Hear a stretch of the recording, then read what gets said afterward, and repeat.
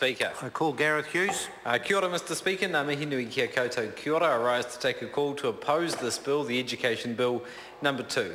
Now, Mr Speaker, the Green Party is opposed to this incredibly flawed piece of legislation because we stand for students. We want to see their voices, along with staff, reflected around those university councils. Now, Catherine Delahunty's talked about all the reforms crammed into the bill which deals with the likes of educans and spoken very well there. My contribution, I want to focus on the need for student and staff voices on our councils. Now, the Honourable Member David Cunliffe is incredibly right. We've seen a host of incredibly negative changes gutting the student experience, from the voluntary student membership legislation through to this one. But Mr Speaker, the sector shouldn't be surprised by this. What we've seen is over the last 6 years is a raft of negative changes that have affected students, that have made tertiary education less affordable, less accessible, and in some cases downright impossible, as they've locked the doors with capped enrolments to students who want to get ahead, who want to benefit the country, who want to do what's right. Yet the National Party has shut the door to them and made it all the more harder or all the more expensive. And what we see with this enormous bill, which is also enormously unpopular, is another negative change to go on the list with reducing student loan access to people over 55 who want to retrain and get another course, or the postgrad students who wanted to get an allowance to get ahead in our modern economy, in many cases demands a postgraduate qualification, through to the host of other negative changes. Now, Mr Speaker, I just wish the government would actually listen to the people, the experts, the submitters, but it's clear they didn't. Because what we saw when it came to the educan part of the bill, there were 1,032 submissions, only five supported it.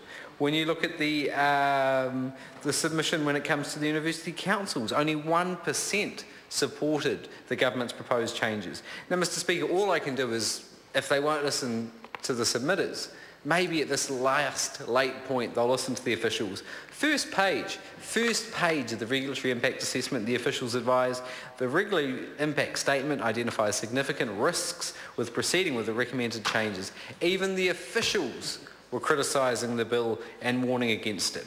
Now, Mr Speaker, why is the Green Party opposed to reducing the size of university councils and giving the Minister more powers? Well, firstly, we don't want to see more meddling by Minister Joyce when it comes to our tertiary education sector. This bill further expands his influence and powers. We're seeing the removal of representation of the most significant stakeholders at the councils, which is the staff and students. Now, Mr Speaker, I don't believe tertiary education is a corporation, should only be run for a cost, but let's just say the National Party does. If that was the case, any smart business would listen to their customers. They want to hear from them, get feedback so they can provide a top-notch product or service. In this case, Mr Speaker, we're eliminating that student and staff voice from the all-important council. What we're going to see is more confusion in management and governance. Now, I acknowledge it may be best practice when you look at some of the business case studies to have small, efficient groups for management. But what the government is confusing is the difference between management and governance. And in fact, when you look at governance and you look around the world at top-notch institutions, MIT, they don't have 8 people on their board, as the Minister is implying, with a smaller group. They've got 70. How many does Oxford College have? Again, a world-class institution. They've got 30.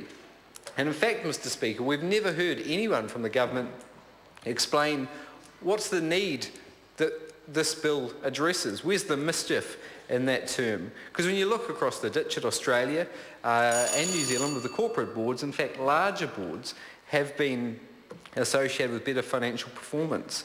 So, Mr Speaker, we've got fears that the government is confusing management and governance. We've got fears it's just a further example of a weakening of students' voice. We've got fears it's further invasive meddling by Minister Stephen Joyce. And we've got fears the ministerial appointments on these boards will look exactly like Minister Joyce.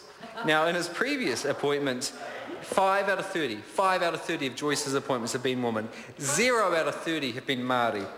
Sorry, 1 out of 30 have been Māori, 0 out of 30 have been Pacifica. Mr Speaker, 20% have been lawyers. We've seen CEOs, company directors, accountants. Mr Speaker, what we aren't going to see is students and staff. Now, the Green Party believes in an affordable and accessible world-class education, yet what we've seen under this government is fees go up and up, in fact triple the CPI, We've seen the average student loan up to $24,000 under national, and just lastly what we've seen is government direct funding declined 4%. It's time for affordable, accessible, world-class tertiary education under the Greens. Paul, Melissa.